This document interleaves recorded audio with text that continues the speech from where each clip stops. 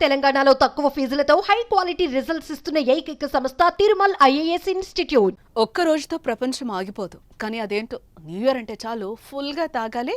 1,00,000 ఖర్చైనా ఒక్క రాత్రి రచ్చరచ్చ జరగాల్సిందే.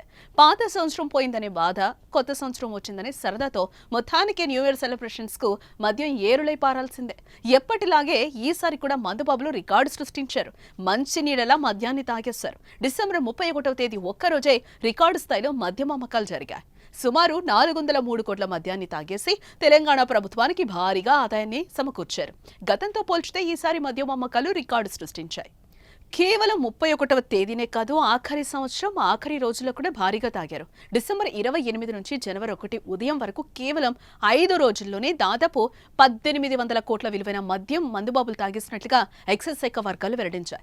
సాధారణ రోజుల్లో తెలంగాణ వ్యాప్తంగా 100 కోట్ల నుంచి 150 కోట్ల మద్యం అమ్మకాలు జరుగుతూ ఉంటాయి. వీకెండ్స్లో అయితే ఈ లెక్క 200 కోట్ల నుంచి 300 కోట్ల వరకు ఉంటుంది. కానీ డిసెంబర్ నెల చివరి వారంలో మాత్రం మద్యం అమ్మకాలు డబుల్ అయ్యాయి. ఈ నెల 23వ తేదీన 193 కోట్లు, 24వ తేదీన 197 కోట్లు, 26వ తేదీన 192 కోట్లు, 27వ తేదీన 187 కోట్లు, 28వ తేదీన 191 కోట్లు, 30వ తేదీన 402 కోట్లు, 31వ తేదీన 282 కోట్ల విలువైన మద్యం డిపోల నుంచి మద్యం దుకాణాలకు చేరింది. గత ఏడాదితో పోలిస్తే ఈ ఏడాది 200 కోట్ల విలువైన మద్యం విక్రయం జరిగింది.